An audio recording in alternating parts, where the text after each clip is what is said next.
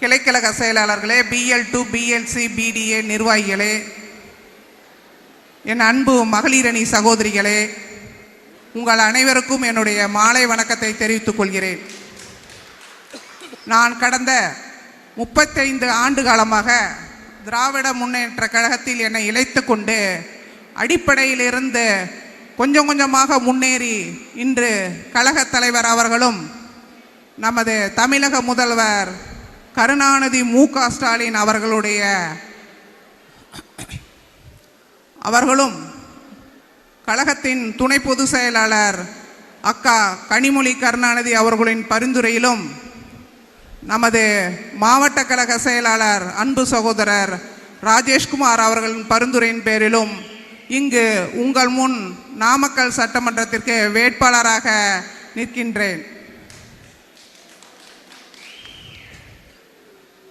நான் எல்லாத்துக்குமே என்னை ஓரளவுக்கு தெரியும்.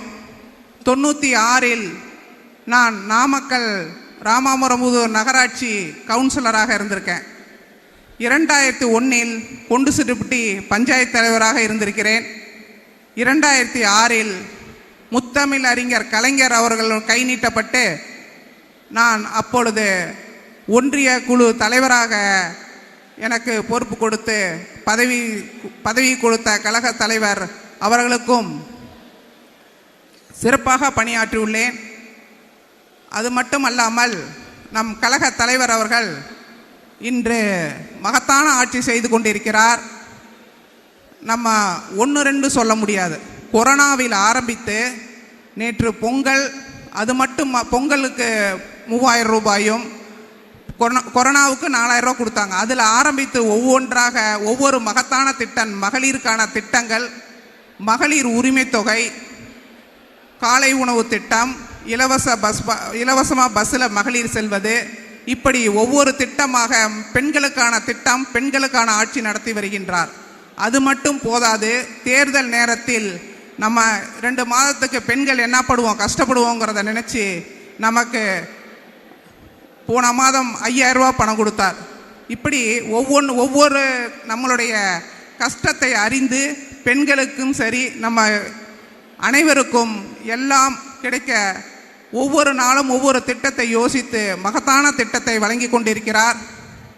நம்ம இதை மட்டுமல்லாமல் நமது மாவட்ட கழக செயலாளர் அவர்களும் நானும் போய் மாவட்ட அலுவலகத்தில் உட்காந்துருப்பேன். கொஞ்ச நேரம் யாராவது வந்து படிக்கணும் அப்படின்னாங்கன்னா அவங்களுக்கு கல்வி ஊக்கத்தொகையாக ஒவ்வொரு மாதமும் அள்ளி அள்ளி கொடுக்கிறார். பள்ளியில் கல்லூரியில் சேர்த்து விடுகிறார்.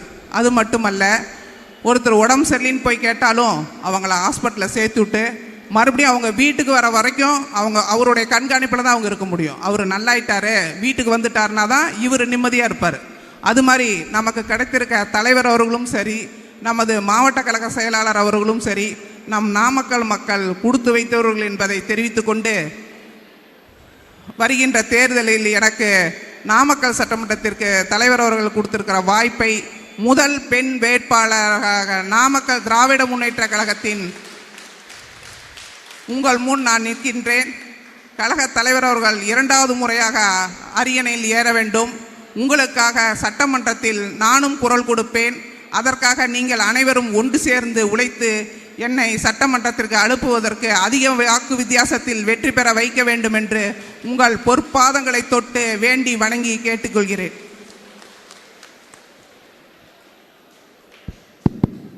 நம்முடைய தேர்தல் பொறுப்பாளர் அக்கா முனைவர் ஜான் அவர்கள், சதீஷை இங்கே பாருங்க, சதீஷ்